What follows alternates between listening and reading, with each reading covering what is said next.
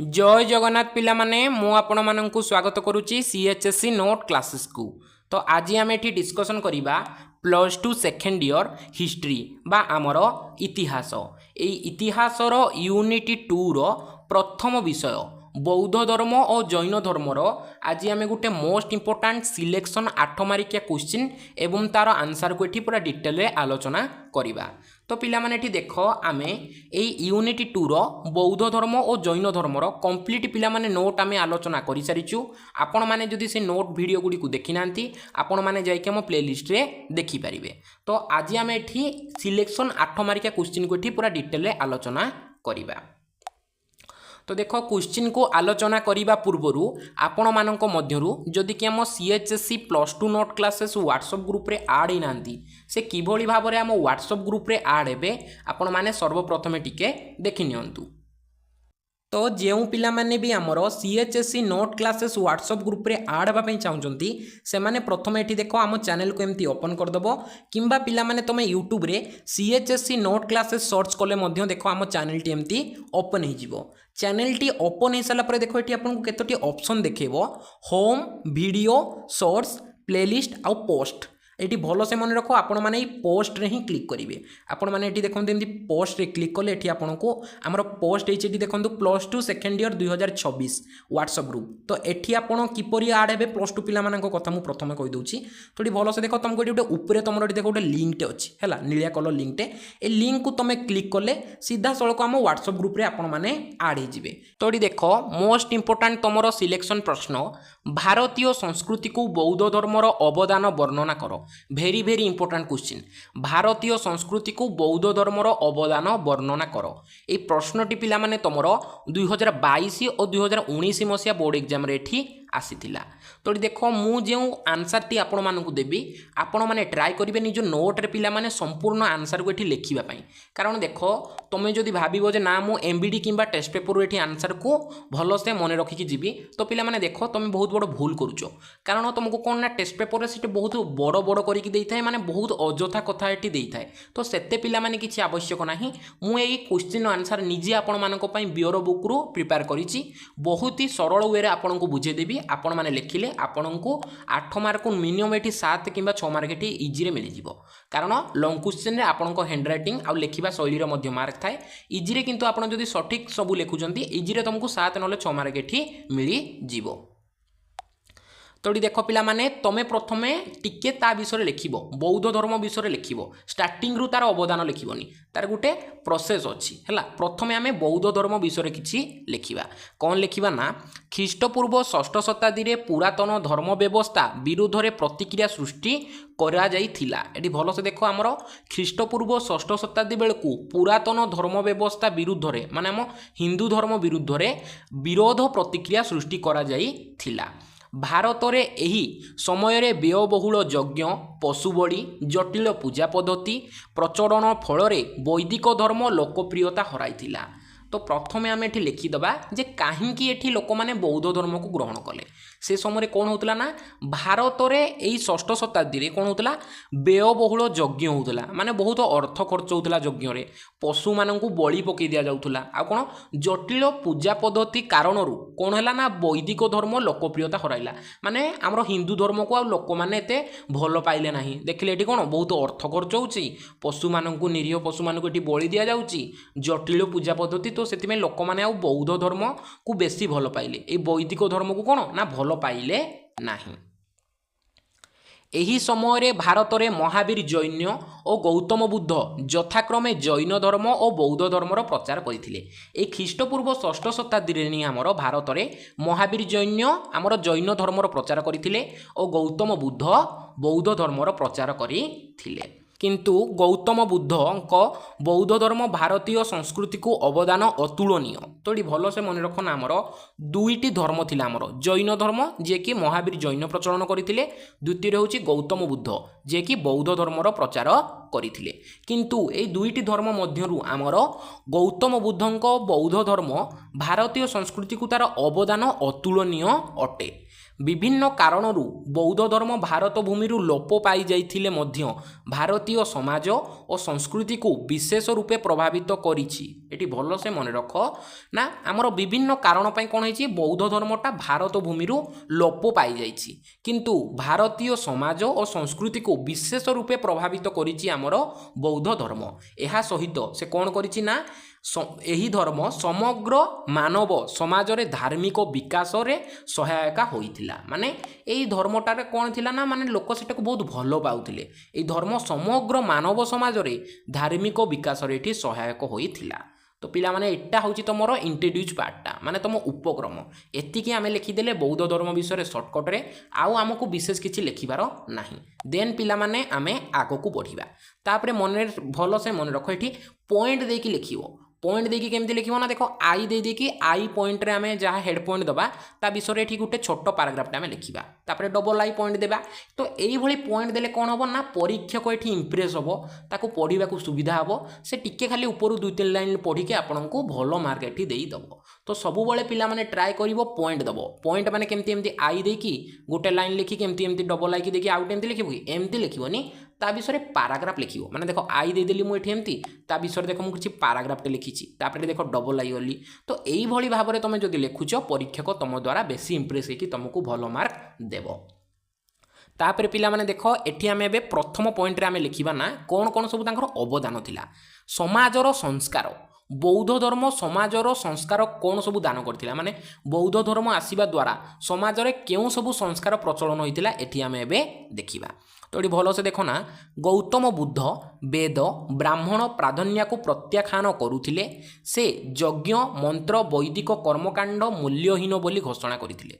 तो ये भल से मन रखना आमर गौतम बुद्ध से वेद को मानु नथिले ब्राह्मण मानक प्राधान्यता को मध्य मानु नथिले। ब्राह्मण माने कोन कहउथिले आमे जहा कहिबु ताहा हबो आमे जेमिति पूजा करिबु सेमिति पूजा हबो। तो एई भली तांकर भावना को गौतम बुद्ध पसंद करू नथिले और वेद को मध्य गौतम बुद्ध एटी पसंद करू नथिले ताको प्रत्याख्यान करिथिले।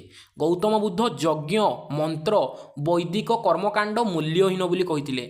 आमे जो कोन करूचे विभिन्न प्रकार यज्ञ करूचे विभिन्न प्रकार मंत्र पढ़ुचे और वैदिक कर्मकांड जो करूचे ताहा मूल्यहीन बोली गौतम बुद्ध एटी कही थिले। तापरे देखो जटिल और व्ययबहुल ब्राह्मण्य धर्मर एक विकल्प धर्म रूपे बौद्ध धर्म साधारण लोक मानकर कौन ना आदर लाभ करिथिला। तो कौन है देखो भल सेठी ना आमर जटिल माने बहुत कष्ट आ व्ययबहुल माने बहुत अर्थ सेठी खर्च होतला। ब्राह्मण्य धर्म माने आमर जो हिंदू धर्म जोटा कौन कहूँ आम ब्राह्मण्य धर्म बा आमर वैदिक धर्म सेटा कौन होता ना बहुत कष्ट थिला और बहुत अर्थ हेटी खर्च होतला।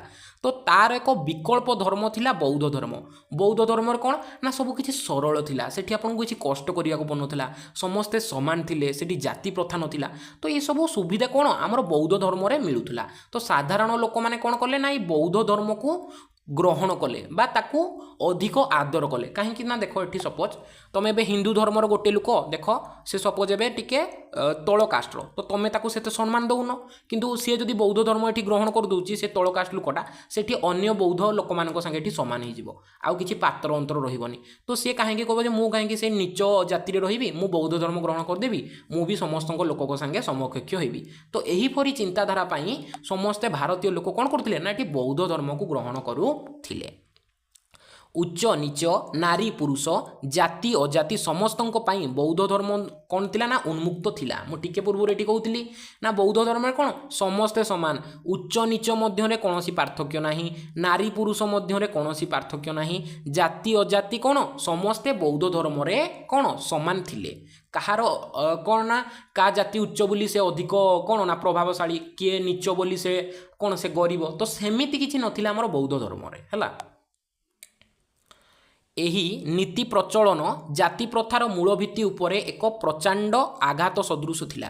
माने एटी देख माने नीति रे कौन हला ना बौद्ध धर्म को समस्त लोक तल आमर जेतिकी कौन ना नीच कास्ट लोक थिले हैला आमर वैश्य और शूद्र लोक माने कौन कले ना बौद्ध धर्म ग्रहण कले। तो आउ जाति प्रथा रहिला नहीं बौद्ध धर्म में कौन समस्ते समान हो गले कौनसी जाति नहीं कौनसी आमर भेदभाव नहीं।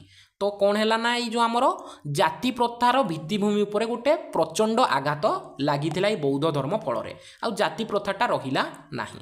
विशेष रूप से नारी और शूद्र माने बौद्ध धर्म ग्रहण करी दृष्टांत बौद्ध साहित्य मिले। तो ये भल से देखना विशेष करी आमर नारी माने आउ शूद्र माने एठी बौद्ध धर्म ग्रहण करथिले बोली बौद्ध साहित्य आमको प्रमाण मिले। तो देख आमर कौन नारी मानक उपयुक्त सम्मान मिलू ना से समय हिंदू धर्म में शूद्र मानक कौन बहुत नीच आम दृष्टि देखुले। तो यही दुईज विशेषकर बौद्ध धर्म जो ग्रहण कले उचित सम्मान ये मिलला। यहीपरि लिखा जाइए आमर बौद्ध साहित्य गुड़िक समाज रे समानता रक्षा करिबारे बौद्ध धर्म गुरुत्वपूर्ण भूमिका ग्रहण करथिला। माने समाज रे कोन हेची हमरो समानता रक्षा करिबारे तमे जदि जाति प्रथा रहिबोनी तो समाज रे कोन हबो ना समानता रहिबो। जदि आमे एबे भी धरिबा जाति प्रथा ना से नीच लोकटा ताकू आमे हम क्लासरूम रे बसेबेनी तो एटा पिला माने उचित नुहे ता प्रति एटा अन्याय होची। से नीच जातिर बोली तार कोन सेथिरे दोष सेथिरे किछि दोष नाही। तो बौद्ध धर्म रे जदि आमे ग्रहण करूबा कोन हबो ना समस्त समान केही उच्च नुह केही नीच नुह। तो ये देख मोटामोटी हिसाब रे आमर बौद्ध धर्म समाज रे केउ संस्कार प्रचार करथिला ना से गोटे जाति प्रथाटा को आमर उठे देथिले हैला। बौद्ध धर्म रे कोन हितिला ना समस्ते समान सेठी उच्च नीच जाति मध्य रे कोनोसी प्रकार प्रभेद नथिला। नारी पुरुषों मध्य रे कोनोसी प्रकार पातर अंतर करा जाउ नथिला बौद्ध धर्म रे। किंतु से समय आम हिंदू धर्म रे कोन थिला ना उच्च नीच जाति प्रथा थिला। नारी पुरुषों मध्य रे कोन पातर अंतर होउथिला। तो बौद्ध धर्म जो लोक माने ग्रहण कले से माने कौन ना समस्ते एठी समान थिले केही उच्च नुह कि केही नीच नुह। तापरे पिला माने एबे आमे देखिबा एठी हमरो सेकंड पॉइंट अहिंसार नीतिर प्रभाव। बौद्ध धर्म किपरि अहिंसा नीतिर एठी प्रभाव पकाइथिला समाज उपरे। तो ये भल से देखना से समय अर्थात ख्रीष्टपूर्व 6ठ शताब्दी रे से समय आर्य माने यज्ञ पाई और अण आर्य माने खाद्य पाई पशु हत्या करुथिले। तो ये भल से मन रख आमर ख्रीष्टपूर्व 6ठ शताब्दी रे आर्य माने कोन पाई पशु हत्या करुथिले यज्ञ पाई। एबे भी आमर गोटे प्रथा अछि जे आमे कोन करूछे देवादेवी को एठी बलि अर्पण करूछे हैला। तो सेथि पाई आर्य माने यज्ञ पाई कोन करुथिले पशु हत्या करुथिले। आउ अण आर्य माने जो माने आर्य नुहंती से माने खाद्य पाई एठी पशु हत्या करुथिले। गौतम बुद्ध अहिंसा नीति उपरे अधिक गुरुत्व देइथिले। दया प्रेम और दानशीलता हेबा पाई से परामर्श देउथिले। गौतम बुद्ध लोक मानकु कोन कहउथिले ना से अहिंसा नीति उपरे अधिक गुरुत्व देउथिले। से लोक मानकु कहउथिले जे तमे दया करो लोक मानकु प्रेम करो और लोक मानकु दान करो। सेथि पई से लोक मानकु कोन कहउथिले ना परामर्श दउथिले जे तमे जदि भलो कर्म करिवो ताहाले तमे भलो फल एठी पाइबो। पशु मानकु हत्या न करी सुरक्षा प्रदान करिबा पाई से निवेदन करथिले। गौतम बुद्ध कोन कहउथिले जे पशु मानकु हत्या करो नाही पशु मानकु सुरक्षा प्रदान करो। एही नीति ब्राह्मण्य धर्म को मध्य प्रभावित करिथिला और पशु संपद वृद्धि रे सहायक होइथिला। तो जो आमर आर्य माने कोन करथिले विभिन्न प्रकार यज्ञ रे एठी पशु बलि दउथिले। तो गौतम बुद्ध जो एते तांकर महत्व उद्देश्य समाज आगे कहिले जे पशु मानकु हत्या करो नाही पशु मानकु सुरक्षा दियो। ता द्वारा कोन हैला नै आर्य मानक यज्ञ रे बाधा हैला। लोक माने कहले ना आमे आउ बलि दबु नाही बलि दबाटा कोन गोटे खराब काम। तो सेही परि भाव रे जेहेतु गौतम बुद्ध लोक मानकु एठी बुझेइथिले तो ब्राह्मण्य धर्मटा कोन हेतिला ना प्रभावित होइथिला। पशु संपद वृद्धि रे सहायक होइथिला। तो लोक माने कोन कले ना पशु बलि देले नाही पशु को हत्या करी खाद्य रूपे ग्रहण कले नाही फल रे कोन हैला पशु संपदर एठी वृद्धि होइथिला। तापरे पिला माने एबे आमे एठी देखिबा हमर तृतीय पॉइंट शिक्षा भाषा साहित्य और दर्शन। बौद्ध धर्मर शिक्षा क्षेत्र में कौन अवदान रही भाषा क्षेत्र में कौन अवदान रही साहित्य और दार्शनिक क्षेत्र में कौन कौन सब अवदान रही पूरा डिटेल आम ये आलोचना करवा। तो पिला माने देख मोस्ट इंपोर्टाट एटा नोट करके आपण माने लिखंतु। मु आपन कहूची संपूर्ण 8 मार्किया क्वेश्चन स्टार्टिंग रु लास्ट पर्यंत पूरा आपण को नोट खातारे आपण माने भलो से नोट करके लिखंतु। एटा आपण को बहुत हेल्प करिवो एग्जाम रे। तो देखना शिक्षा और साहित्य क्षेत्र में बौद्ध धर्म प्रभाव विशेष रूपे परिलक्षित हुए। आमर शिक्षा और साहित्य क्षेत्र में ये बौद्ध धर्मर प्रभाव विशेष भाव में परिलक्षित हुए। बौद्ध विहार शिक्षा केन्द्र रूपे कार्य करुला। बौद्ध विहार केउ रूपे कार्य करुला ना आमर शिक्षा केन्द्र रूपे बौद्ध विहार एठी कार्य करुथिला। आमर देख तक्षशिला नालंदा विक्रमशिला परी विश्वविद्यालय भारत और भारत बाहर छात्र और शिक्षक माने आसी अध्ययन और गवेषणा वृत्त थिले माने एठी भल से मन रख ना आमर तक्षशिला जो थिला हला नालंदा थिला आ कोन थिला ना विक्रमशिला ए सब कोन ए सब करू विश्वविद्यालय माने भारत रे से समय विश्वविद्यालय थिला माने भारत रु तो लोक माने आसुले छात्र माने आसुले ता सह कोन होतला ना भारत बाहर मध्य छात्र शिक्षक आसी कोन करुथिले छात्र माने आसी अध्ययन करुथिले आमर शिक्षक माने आसी कोन करुथिले ना गवेषणा सब करुथिले से समय माने अनुमान करो आमे केते उन्नत धरणर आमर शिक्षा व्यवस्था थिला से समय तापर देखो ना बौद्ध मानकर धर्मग्रंथ को त्रिपिटक कहा जाए भेरी भेरी इंपोर्टाट बौद्ध मानकर धर्मग्रंथ को मु आपको बारंबार रिपीट करके कहूँ बौद्ध धर्मर धर्मग्रंथ को कौन कहा जाए ना त्रिपिटक कहीं त्रिपिटक कहा जाए कारण ये तीनोटा तार उपादान अच्छी प्रथमटी हूँ विनय पिटक द्वितीयटी हूँ सूत्र पिटक एवं तृतीयटी हूँ आमर अभिधर्म पिटक तो यही तीनोटी पिटक को ये कौन कह जाउछि ना त्रिपिटक बोली ये त्रिपिटकटा हूँ आमर बौद्ध धर्मर कौन ना धर्म ग्रंथ तापर देख एहीपरी तीन भागरे विभक्त मु टिके पूर्व कहूली एटा तीन भागरे विभक्त होइछि विनय पिटक सूत्र पिटक अभिधर्म पिटक यह पाली भाषा लिखित आमर जो त्रिपिटकटा बौद्ध मानकर धर्म ग्रंथ सेटा केउ भाषा लिखित ना सेटा आमर पाली भाषा लिखित यह व्यतीत जातक कल्प ओ अन्य बौद्ध ग्रंथ मध्य पाली भाषा रचना करा जाइथिला तो भल से देख आमर जो बौद्ध धर्मर जातक कल्प आउ बौद्ध ग्रंथ मध्य अन्यान्य जो बौद्ध ग्रंथ रही सेटा मध्यटी देख पाली भाषा ही एठी रचना करा जाइथिला अतएव बौद्ध धर्म प्रभाव में पाली भाषा एक समृद्ध भाषा परिगणित होइथिला माने देख बौद्ध धर्म जो आसीथिला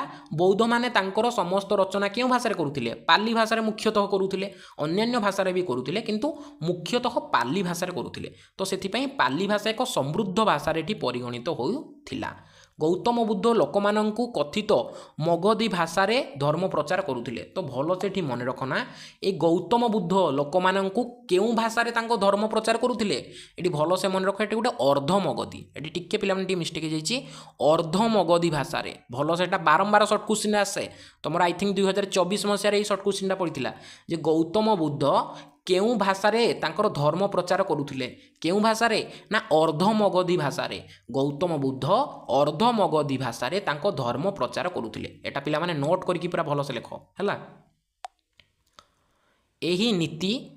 एही नीति कथित भाषार उन्नति पाई सहायक होइथिला बौद्ध विहार मानंकरे प्रकृत भाषार बहुल व्यवहार हेतु प्रकृत भाषार अभिवृद्धि होइथिला परवर्ती काल रे संस्कृत भाषा रे मध्य बौद्ध धर्म ग्रंथ मान रचित होइथिला तो देख आमर प्रथमे प्राकृत भाषा कौन ना ताकू के व्यवहार भल से करुनथिले ताकू खूब स्वल्प लोकडी भाषा रूपे व्यवहार करुथिले किंतु बौद्ध धर्म कौन बौद्ध धर्म रे विभिन्न प्रकार जो ग्रंथ रचना हला ताहा पाली प्रकृत सब भाषा जो रचना है तो कौन है ना प्रकृत भाषा गोटे अभिवृद्धि होता माने लोक मैंने जानिले जे प्रकृत भाषा कौन प्रकृत भाषा को ये से शिखिले तापर देख ना परवर्ती काल रे आमर संस्कृत भाषा रे मध्य बौद्ध धर्म ग्रंथ सब रचना होता तापर एबे देख परवर्ती पॉइंट कला और स्थापत्य बौद्ध धर्मर कला और स्थापत्य प्रति कौन कौन सब अवदान थिला ताहा संपर्क रे एठी आमे एबे आलोचना करिबा तो ये भल से देखना भारतीय कला और स्थापत्य क्षेत्र में बौद्ध धर्मर प्रभाव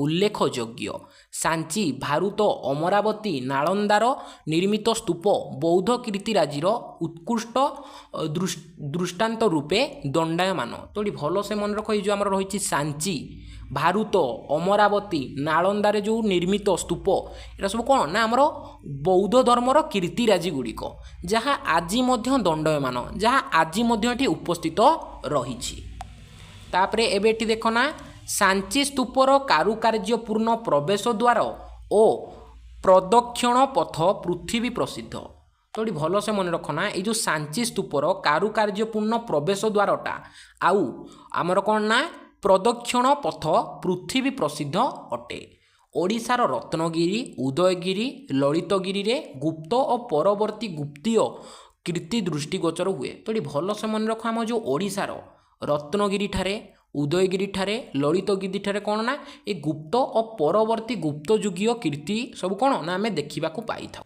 ଭାରତ ଓ ଭାରତ ବାହାରେ ଥିବା ଅଶୋକ ସ୍ତମ୍ଭ, ମହାରାଷ୍ଟ୍ରର କଲେରୀ, କଣ୍ଡାନେ, କାର୍ଲି ଓ ନାସିଲରେ ଖୋଦିତ ହୋଇଥିବା ଗୁମ୍ଫା ବୌଦ୍ଧ ଗୁମ୍ଫା ସ୍ଥାପତ୍ୟର ଅନବଦ୍ୟ ସୃଷ୍ଟି ରୂପେ ସ୍ୱୀକୃତ। ମାନେ ଏଠି ଭଲସେ ଦେଖ, ଆମର ଯେଉଁ ଭାରତ ଓ ଭାରତ ବାହାରେ ଆମର ଯେଉଁ ଅଶୋକ ସ୍ତମ୍ଭ ରହିଛି, ମହାରାଷ୍ଟ୍ରର କଲେରୀ, ଆଉ କ'ଣ ନା କଣ୍ଡାନେ, ଆଉ କାର୍ଲେ, ଆଉ ନାସିଲରେ ଖୋଦିତ ହୋଇଥିବା ଗୁମ୍ଫା ସବୁ ଆମର କ'ଣ ନା ବୌଦ୍ଧ ଗୁମ୍ଫା, ମାନେ ବୌଦ୍ଧ ଧର୍ମରେ ଯେଉଁ ଗୁମ୍ଫା ଗୁଡ଼ିକ ନିର୍ମାଣ କରାଯାଇଥିଲା ବା ବୌଦ୍ଧ ଧର୍ମର ଗୁମ୍ଫା ସ୍ଥାପତ୍ୟର ଅନବାଦ୍ୟ ସୃଷ୍ଟି ରୂପେ ସେଟା ସ୍ୱୀକୃତ ପ୍ରଦାନ କରିଛି। ମାନେ ଏହିସବୁ ଗୁମ୍ଫା ଗୁଡ଼ିକୁ ଆମର ବୌଦ୍ଧ ଧର୍ମର ଲୋକମାନେ ନିର୍ମାଣ କରିଥିଲେ ବୌଦ୍ଧ ଧର୍ମର ପ୍ରଚାର ପାଇଁ। ତାପରେ ଏବେ ଏଠି ଦେଖ ନା, ବୌଦ୍ଧ ଧର୍ମର ପ୍ରଭାବରେ ଭାରତୀୟ ଓ ଗ୍ରୀକ୍ କଳା କୌଶଳ ମିଶ୍ରଣ ହୋଇ ଗାନ୍ଧାର କଳା କୌଶଳ ଉଦ୍ଭବ ହୋଇଥିଲା।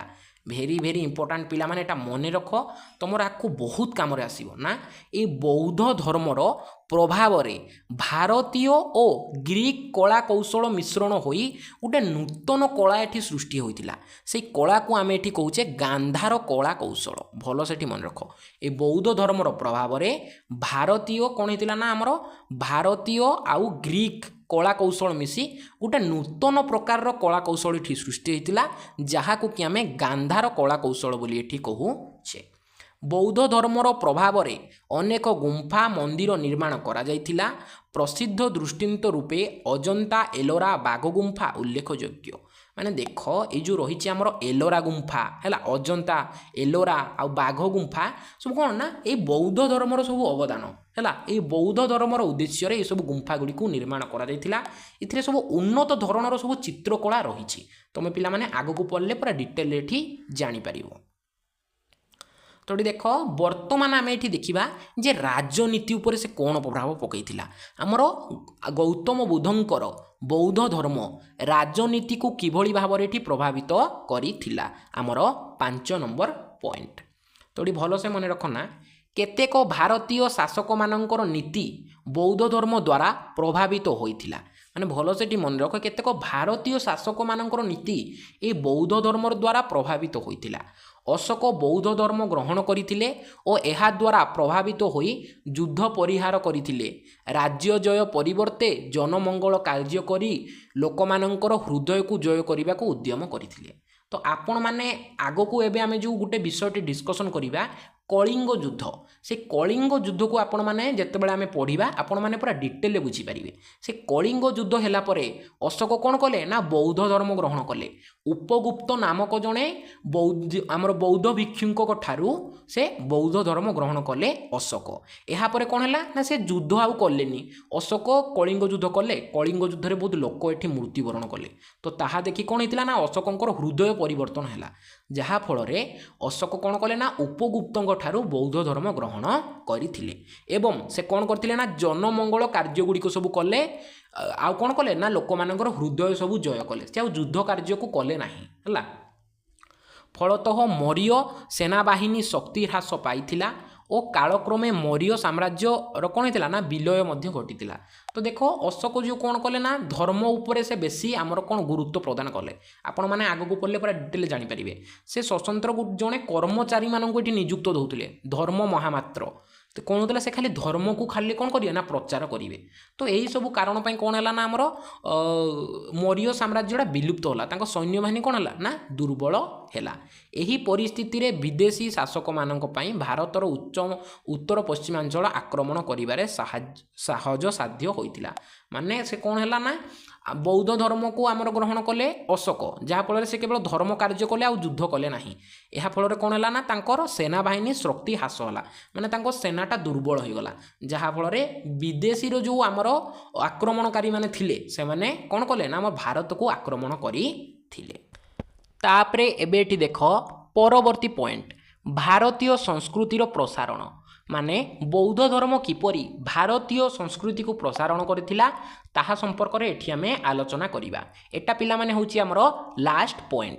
ତ ଏଠି ଭଲସେ ମନେ ରଖ ନା, ବୌଦ୍ଧ ଧର୍ମ ବାହାର ଦେଶମାନଙ୍କରେ ଭାରତୀୟ ସଂସ୍କୃତିର ପ୍ରସାରଣ କରିବାରେ ସହାୟକ ହୋଇଥିଲା। ବୌଦ୍ଧ ଧର୍ମ ସନ୍ନ୍ୟାସୀମାନେ ଶ୍ରୀଲଙ୍କା, ବର୍ମା, ଆମର କାମ୍ବୋଡ଼ିଆ ଆଉ ଜାଭା, ସୁମିତ୍ରା, ଚୀନ, ତିବ୍ବତ ମଧ୍ୟ एशियार धर्म प्रचार करथिले। तो देख केवल भारत रे बौद्ध धर्मटा नथिला। तो देख भल से आमर जो कह जाउछि आमे कोन श्रीलंका आगुरु सेटा कोन कहतला ना सिंहल। तो सही श्रीलंका बर्मा आ काम्बोडिया आमर चीन तिब्बत मध्य एशिया रे मध्य ही आमर बौद्ध धर्मटा प्रचलित होइथिला। तो लोक माने कोन कहले ना बौद्ध धर्म आसीछि कोउटू भारतरु। तो भारतीय संस्कृतिटा आमर प्रसारण हैला ना नाही। एहा द्वारा भारतीय संस्कृतिर प्रसार हेबा सहित बहिर्वाणिज्य मध्य वृद्धि पाइथिला। पाली प्रकृति और संस्कृत भाषा रे रचित विपुल परिमाण रे बौद्ध ग्रंथ और साहित्य ऐतिहासिक उपादान रे परिपूर्ण थिला। एठी भल से मन रख कौन हैला ना एहा द्वारा माने ए सबु जगार आमर बौद्ध भिक्षुक माने गले श्रीलंका रे धर्म प्रचार कले। लोक माने देखिले ए धर्मटी भल केते सरल सबु बळे भल कार्य करूछंती। तो सही धर्म से माने ग्रहण करिनेले। तो ए धर्म ग्रहण करिबा द्वारा कोन हैला ना श्रीलंका रे भारतीय संस्कृति कोन हैला ना प्रसारण घटिबा सह आउ कोन हैला बहिर्वाणिज्य मध्य वृद्धि पाइला। लोक माने कोन कहले ना भारतीय लोक माने भल से माने बौद्ध धर्म ग्रहण करिसंती तांको संगे कोन ना बहिर्वाणिज्य मध्य वृद्धि पाइला। माने जोटा कहउछ आमे देबा आनिबा माने आम भारत रु जीव श्रीलंका को सपोज एठी जीव कोन ना चाउल से माने एठी हमकू ता बदल कोन पठे देबे ना पैड सपोज पठे देबे किंबा आमर कोन धान पठे देबे। तो एई टाइप जिंस को आमे कोन कहछ ना बहिर्वाणिज्य किंबा किछि अर्थ देबे। तो बहिर्वाणिज्य एठी वृद्धि पाइला। आउ कोन हैला ना पाली प्रकृति और संस्कृत भाषा रे रचित विपुल परिमाण रे बौद्ध धर्म ग्रंथ और साहित्य ऐतिहासिक उपादान रे परिपूर्ण होइथिला। ऐतिहासिक माने एई तथ्य व्यवहार करी भारतर इतिहास को कोन करंती ना उजागर करंती हैला। आमर बौद्ध धर्म रे कोन हेतिला पाली भाषा रे प्रकृत भाषा रे संस्कृत भाषा रे विभिन्न कोन हेतिला ना आमर बौद्ध ग्रंथ मान सब रचना करा दैतिला।